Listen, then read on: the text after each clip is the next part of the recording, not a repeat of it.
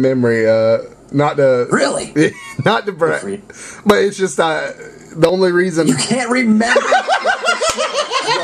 from the first episode of your show. Like this is the thing that's going to launch you. As soon as I said that, I was waiting for you to call me out on it. I was like, wait, catch. I remember faces. How about that? I have an awesome facial memory. That's what I have. Yeah. But Jack Johnson's got a line on a CD I just bought. It says, "I'm bad with faces, and I'm not good with faces, and I'm bad with names." And I just love that because that's me. I'm glad to know somebody else has that. You know. What line? What CD was that from? I don't even know the Into the Sea. It's Jack Johnson's album. I just saw it. I'm a fan of his. So. Oh yeah, man. Yeah, he's good stuff. Is that new CD pretty good? At first, I was like, "Yeah, this sucks," and then the more I've listened to it, I've like a lot of CDs now. I'm finding now I got 5 or 6 songs that I'm like, "Oh, I like that, I like that, I like that." So yeah, it's good. What I heard from the single, it sounds like he's went more electric on this one. Is that true? What's the single? Now that I don't know the name of it. I only heard it on the radio twice. How about you sing it for us? I know we could pull it up right here on I don't know. I don't know the words to it. I wish I could. I can't pull anything up or I'll block you out on the screen. Because, really? Because Comic Spitball is really low budget. It is. Yeah.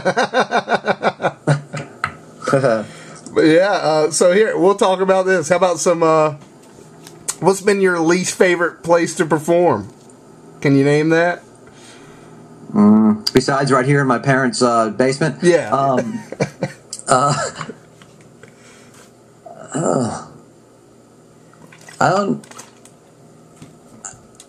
I can't really. There's not a place that jumps to mind. Shows come to mind, and that more is, it depends on how the show went. If I've ever been treated like shit somewhere, I guess I have. I don't know. Like nothing's really popping into my head except bad shows I've had, and that could be tonight. Who knows? You know how comedy is. Yeah, you'll have a great show tonight. Yeah.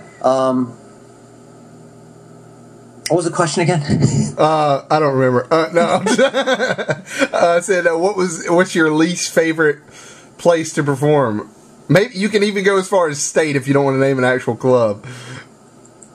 Yeah, I don't think I have one. I really don't. I can't. It's usually some of the people there I may not like or God, where have I just.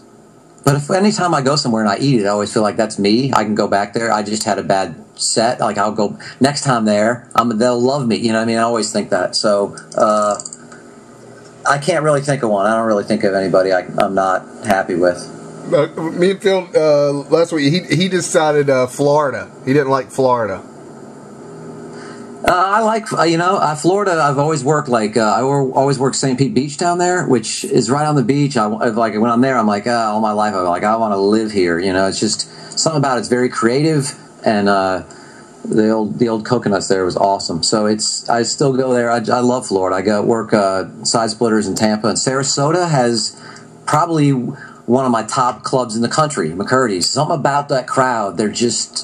It's just everybody at the staff is great, and they're just and then the crowds are just they let you go extra. Like the jokes that if they're political or social or whatever, they'll kind of push you to do that stuff and a little extra of that stuff. It's really fun, really fun. Now, is it an older crowd that shows up there? Is it mixed? Not really. It's I don't know, older sometimes, yeah. But they're not like you think they're going to be. They're not when you sometimes you see an older room and you're like, oh great. Every time I say fuck, 3 people are going to get mad and say a prayer for me or whatever. You know what I mean? Yeah. But they're not. They're you just kind of. I guess they're a little bit older, but they're not like old like the stereotype of Florida is. And then there's some young people in there, so it's cool. It's cool. It's really one of my favorite rooms. Awesome, man. Awesome. Now, Phil. So Florida, no. How about shit. I don't know. I always have had a thing against one club just because. But it's more about the club. The crowd is really good there, and the club is set up nice, and blah blah blah. But they charge you so much to get the video of your show, and they barely pay you, and they just make it. Places like that bug me, you know. Yeah. Yeah. I mean, I was talking with a comic last night. We were talking about how it's hard to survive off of free bar tabs. So yeah, but you know what? It's working in Atlanta at Laughing Skull. You know what I mean? That, like, the scene in Atlanta. Every night it's like one of the bigger. It's like, you know, I don't want to compare it to New York or LA, but there's stage time every night. So there's, you know, lots of comics, and they're all working hard and promoting them. And I remember when I started at Uptown in Atlanta, the Earthquakes kind of room. There was a reason to me why there was so many, like, really good comics that came out of black comedy from Atlanta, because there was so much stage time. They were getting on stage and pushing each other every night and blah blah blah. So it created a lot of good ones, and so I think that's what's happening in Atlanta right now, or in all comedy, because there's a lot of guys doing comedy now. Like, there's a lot of new guys getting going in it. Listen to this bullshit. You hear my phone going off right now? Yeah, you getting another call on Skype or on your real phone? On the real phone. I'm trying to unplug it right now. Okay, there we go. It's all right. We could have picked it up and had a phone in right there in the middle of the Spitballs. I think it was a bill collector though, so so it's best that I just cut it off. Yeah. You should be able to pay those off quickly in comedy. Those bills. I know, man. It's just, you know, not every place does have a free bar tab though, so that's where it hits me there. Yeah. Now, you don't drink anymore, do you? Or, no, I don't. No, I shouldn't say anymore, because I don't know if you ever did. So yeah, I really right quickly after I started comedy, I quit drinking, just because I was that guy. You know, I was funny when I was drunk. You know, and I'm probably funnier. You know what I mean? I got. You know, you got those friends that are, you know, they probably shouldn't drink, but they're funnier when they do. You know what I mean? Yeah. I was that guy. So, but I couldn't not take it to stage and blah blah blah, and I was just that guy, you know. So I was like, if I'm going to do comedy and be alive at the end of the night, I need to not drink.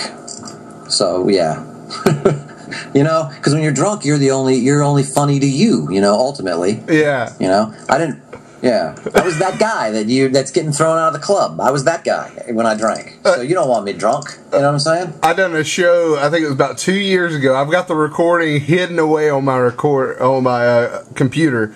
But I gotten slammed. The show was called it was my 21st year. It was called 21 Years in the Making. And right. Man, I gotten so hammered before that show, and I'm talking just before it started, just shit faced, and oh man, terrible. I didn't remember it the next day, like that's how bad it was, and I was up on stage. I'd started undressing, like unbuttoning my shirt, like. At the end of my set, you can hear another comedian. He's just trying to get me off. And I was smoking a cigarette, and he said something to me. I guess he was saying, "Adam, get off." But I was like, you hear me say, "What? Ash my cigarette? I need to ash my cigarette." He's like, "Yeah, ash your cigarette, but then get off stage." And so I had to be drug off, but I mean, the crowd was just as drunk as I was, so they were having a good time. But it was just pathetic if you listen to the recording. Yeah, that's some people can do it. Some people can can go up there. You know, they have a couple beers and they're awesome. You know, other people, you know, everybody's got their thing. So it's kind of I was that guy, like you just said you were every time.